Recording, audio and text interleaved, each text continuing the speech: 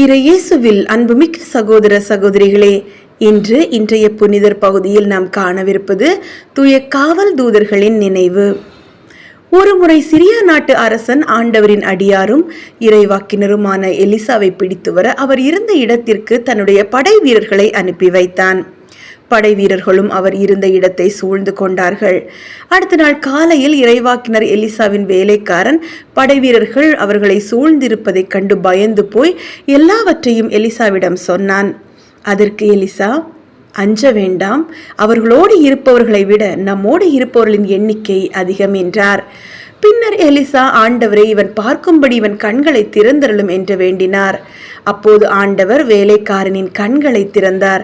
வேலைக்காரன் தன்னுடைய கண்களை திறந்து பார்த்தபோது மலை எங்கினும் நெருப்பு குதிரைகளும் தேர்களும் எலிசாவை சூழ்ந்து நிற்பதை கண்டான்.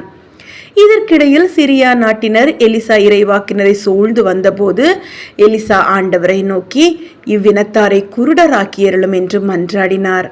உடனே ஆண்டவர் எலிசாவின் மன்றாட்டுக்கு இணங்கி அவர்களை குருடனாக்கினார். பின்னர் எலிசா அவர்களை நோக்கி, இது நீங்கள் செல்ல வேண்டிய பாதையும் அல்ல, நகரும் அல்ல.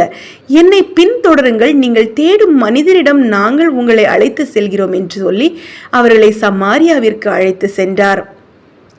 அவர்கள் அந்நகருக்குள் நுழைந்ததும் எலிசா, ஆண்டவரே, இவர்களை பார்வை பெறும்படி இவர்கள் கண்களை திறந்தருளும் என்றார்.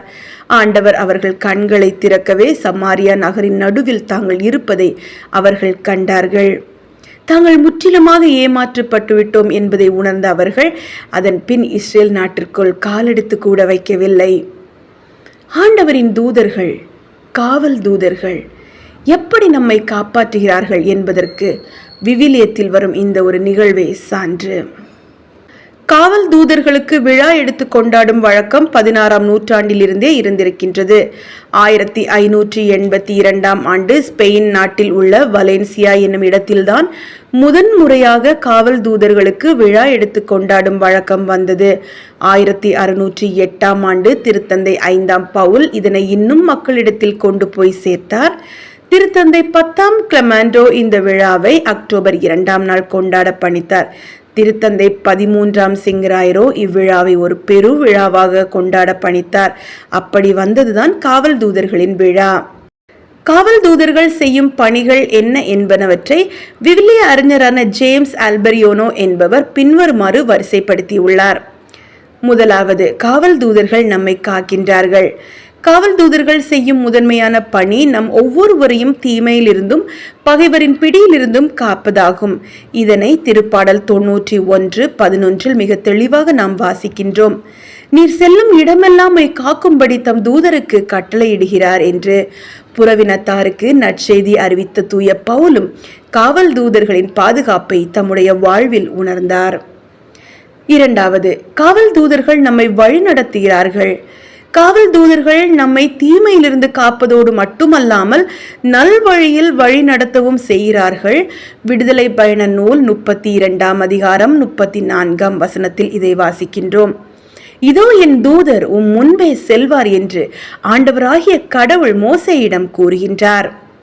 மூன்றாவது, காவல் தூதர்கள் நமக்காக பரிந்து பேசுகிறார்கள். காவல் தூதர்கள் நம்மை பாதுகாத்து வழி நடத்துவதோடு மட்டுமல்லாமல் நமக்காக பரிந்தும் பேசுகிறார்கள்.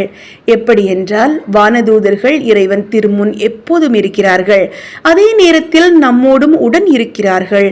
ஆகவே நம்முடைய தேவைகளை அறிந்து அதனை இறைவன் திருமுன் எடுத்து சென்று அவரிடம் நமக்காக பரிந்து பேசுகிறார்கள். ஆகவே நம்மை வழிநடத்தும் பாதுகாக்கும் நமக்காக பரிந்து பேசும் காவல் தூதர்கள் நம்மோடு இருக்கின்றார்கள் என்ற உண்மையை உணர்வதே மிக சிறந்த செயலாகும். காவல் தூதர்களை தந்ததற்காக இறைவனை போற்றுவோம். இறைவன் நாம் ஒவ்வொருவருக்கும் காவல் தூதரை தந்திருக்கிறார் என்றால் அதற்காக நாம் இறைவனுக்கு நன்றி செலுத்த வேண்டும். அதுவே நாம் செய்ய வேண்டிய மிக முக்கியமான காரியமாக இருக்கின்றது.